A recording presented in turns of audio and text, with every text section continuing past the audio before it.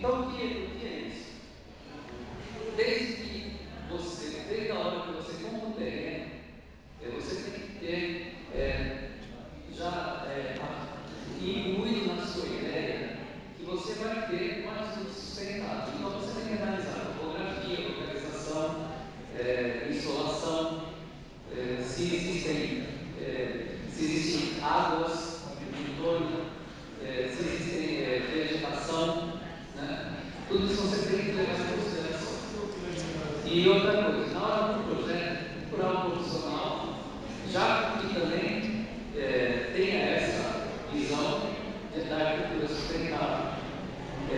Fazer um projeto onde você adote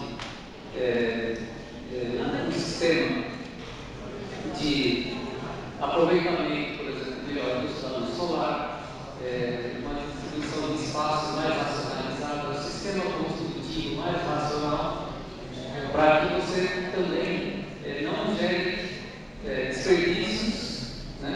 E também diminua o impacto ambiental que essa construção vai gerar. Vou falar, uma das filosofias, né, da arquitetura sustentável é que o mínimo é o máximo. O que seria isso? Você não precisa ter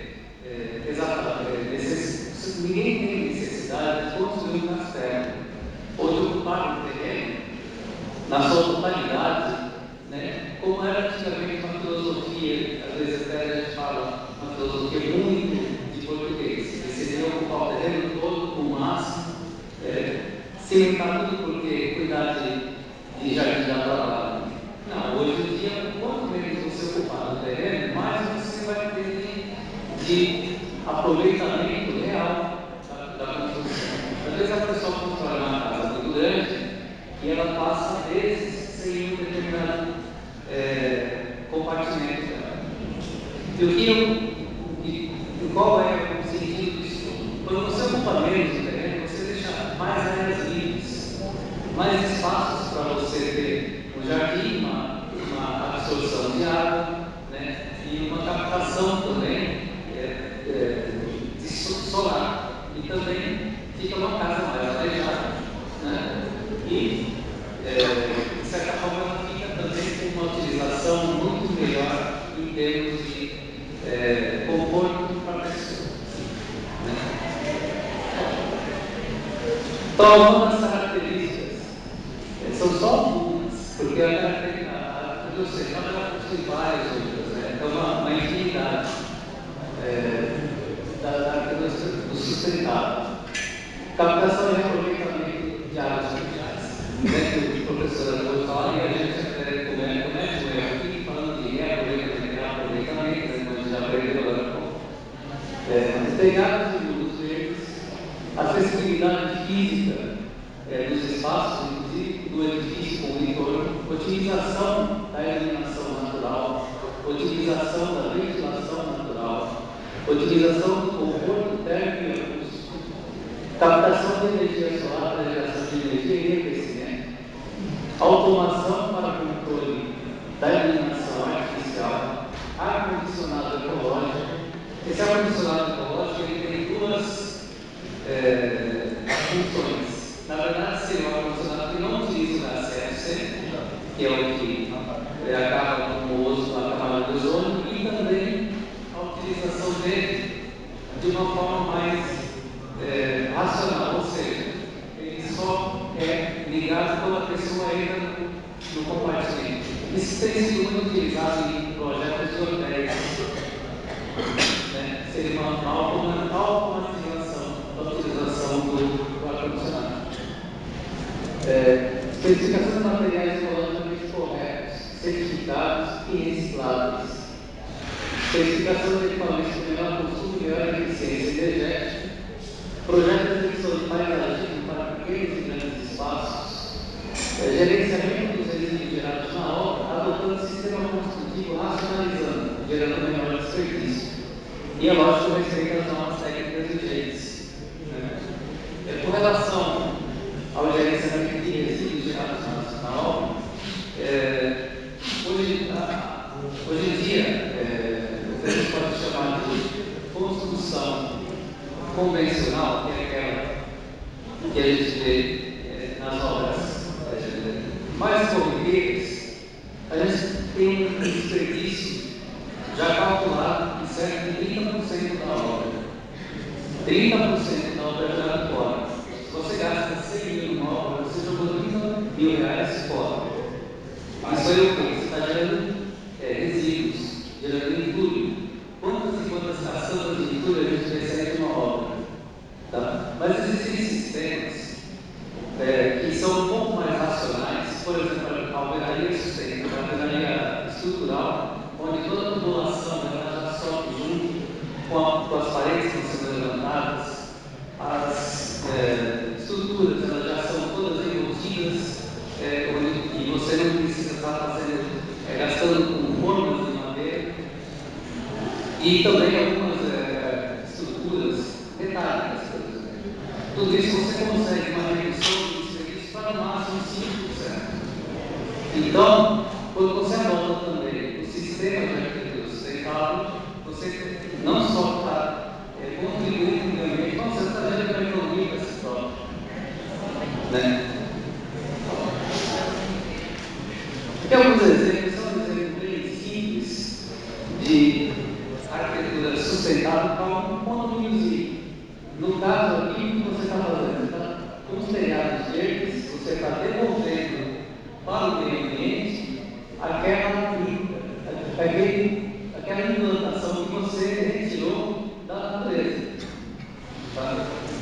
Só mais um. Aqui é um exemplo prático, já existente de um edifício bem grande, onde uma boa parte da cobertura já é um tratamento de jardim. Havia um projeto da minha autoria, que o plano de arquitetura foi feito por mim, o plano de estrutura foi feito por um engenheiro, Armando Vicentinha, né? Ele é de Brasília, inclusive ele projeta no Senado. Ele desenvolve lá em Brasília esse sistema construtivo com estruturas metálicas. E a gente pode perceber, não sei se dá para vocês verem as datas das fotos. Uma foi em 13 de agosto, a outra em 3 de setembro. São 3 semanas. Em 3 semanas, nós batemos a terceira laje. E outra, a gente não enxerga aí nenhuma madeira. É só uma utilização de madeira por mínima.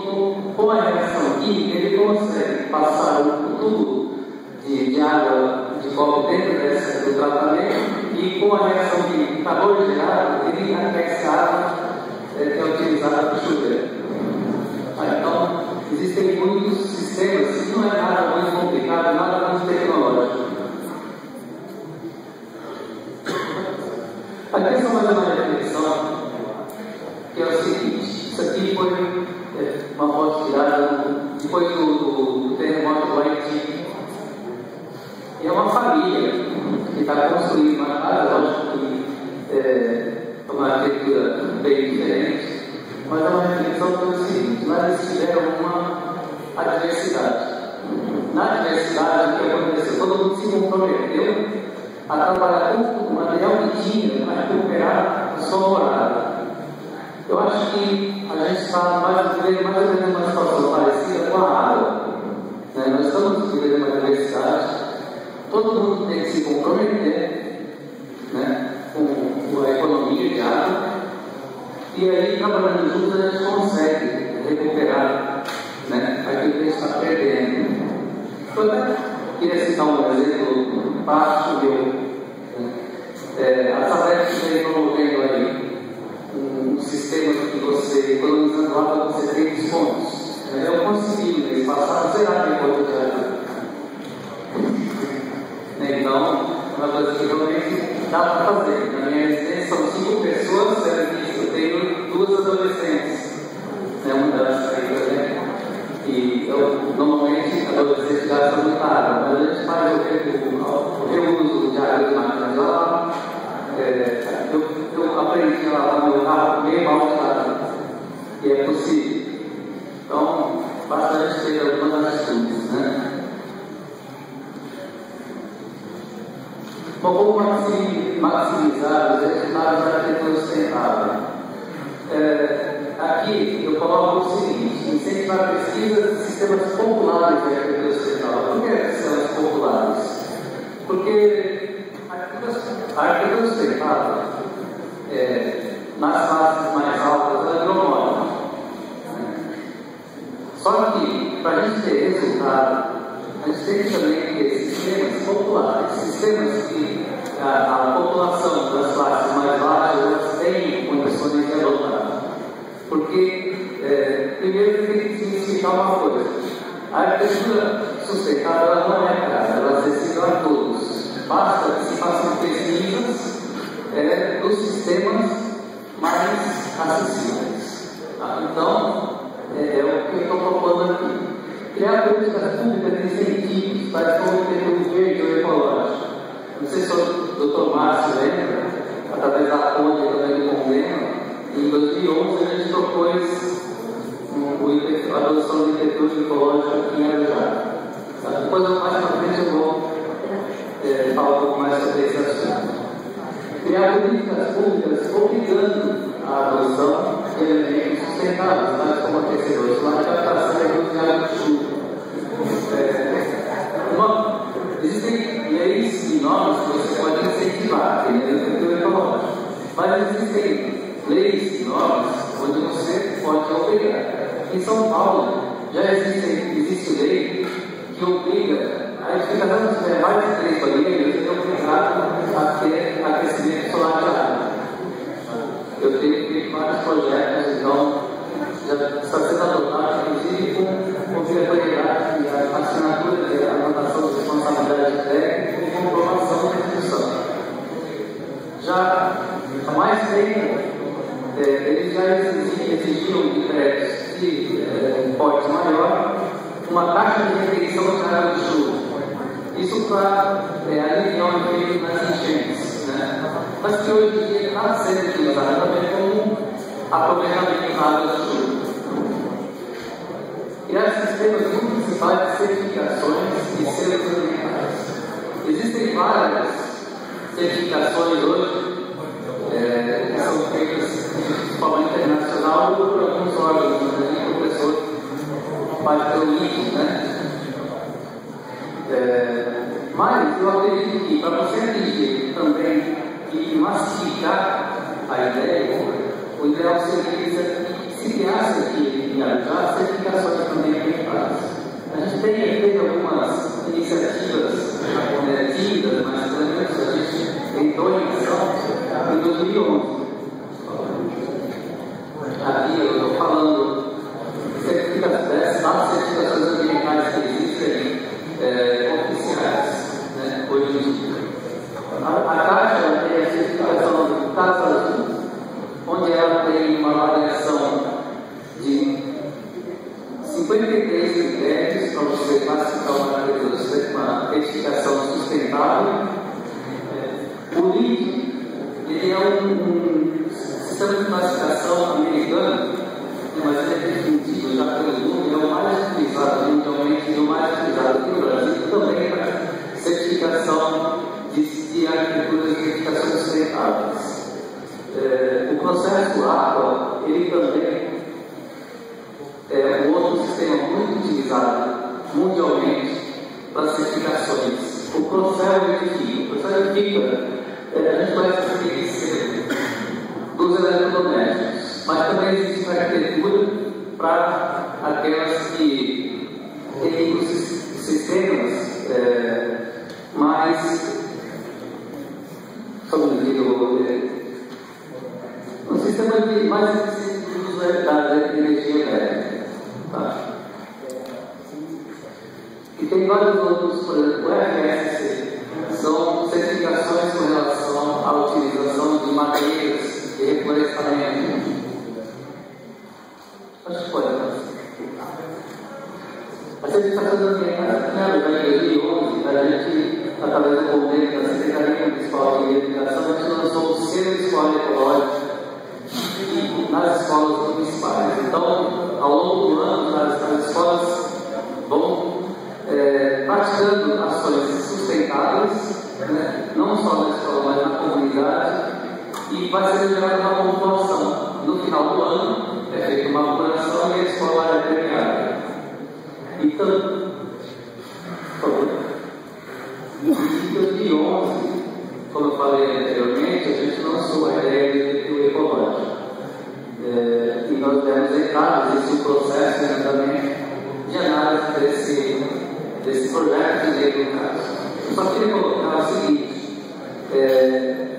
uma das coisas que tem que errar nesse processo é que existe um argumento na prefeitura de que seria uma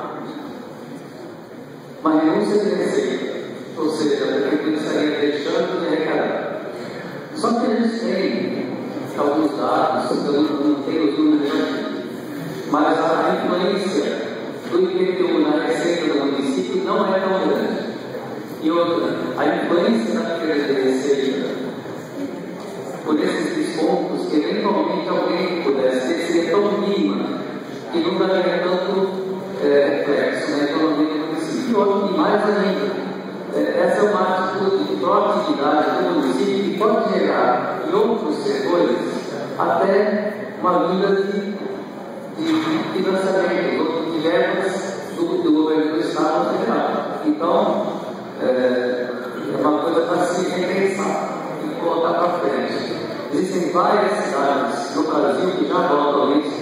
Aqui no estado de São Paulo, São Carlos foi feito pioneiro, Guarulhos tem o PTU Verde, né?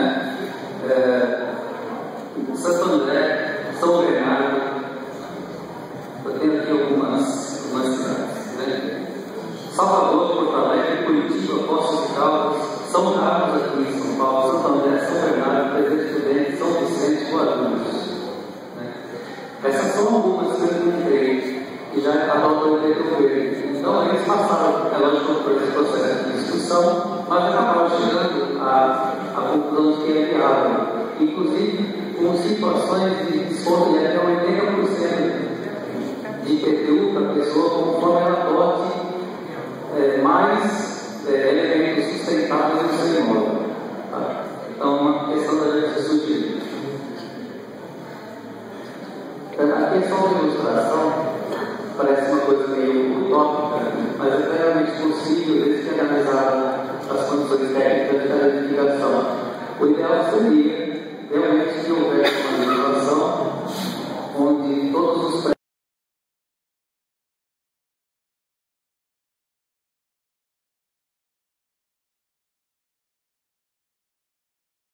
para a capital do Líbano, que é Beirute. Então ali você tem uma foto, a primeira foto lá em cima, como é a mancha urbana hoje, embaixo eles fizeram uma simulação de como ficaria. Praticamente você recupera a mancha verde, né, urbana. Como eu disse, não chega a ser uma coisa impossível, mas ela pode demorar um tempo mais. Se houver uma política pública que obrigue, conseguir se conseguir. Só colocando um dado, segundo a Organização Mundial da Saúde, a cada habitante deve ter 12 metros quadrados de área verde. Isso aí seria o seguinte, basta você pensar, o dormitório médio de uma pessoa, ele vai de 3 por 4, um dormitório padrão. Então, fica no meio do seu dormitório e pensa que aquilo ali fosse tudo área verde, mas não só um gramatinho, pensa aquilo numa floresta. Isso aí é o que você necessita pela Organização Mundial da Saúde. Eu, particularmente, acho pouco, né? Eu acho que precisaria de muito mais. Mas é um parâmetro mínimo que a Organização Mundial da Saúde é. Agora, voltando para a Arujá, durante um bom tempo, a gestão pública teve 5 eixos principais de gestão. Seria segurança, saúde, educação, habitação e desenvolvimento. É lógico que as inter-relações entre esses setores que formam todas as políticas públicas, todos os tratados, as normas e tudo que é necessário para gerenciar a cidade. Mais ou menos a partir da década de 70, quando entrou a preocupação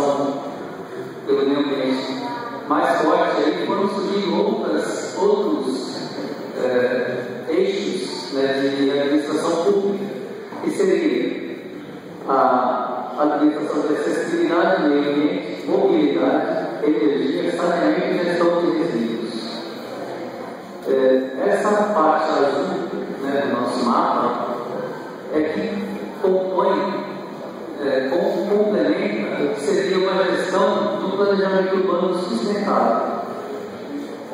Até quando eu fiz a faculdade, a gente não pensava em planejamento urbano sustentável, era só planejamento urbano. Então não havia muito nessa filosofia. Hoje precisa que se coloque no termo a palavra sustentável. E aí, a gente sabe que em breve nós vamos estar revendo o plano diretor, onde vão ser revistas todas as leis de planeamento e o uso de ocupação do solo. Então, eu sugiro também, você sugerir, um comprometimento para que todas as atitudes e as modificações que forem feitas nessa legislação tivessem também um caráter sustentável. Sempre surgir como podemos melhorar o meio ambiente da cidade com essa lei. Então, o segredo para o resultado desse trabalho, é trabalhar em conjunto da população e do poder público, é o comprometimento com o médico, tá? O comprometimento de todos.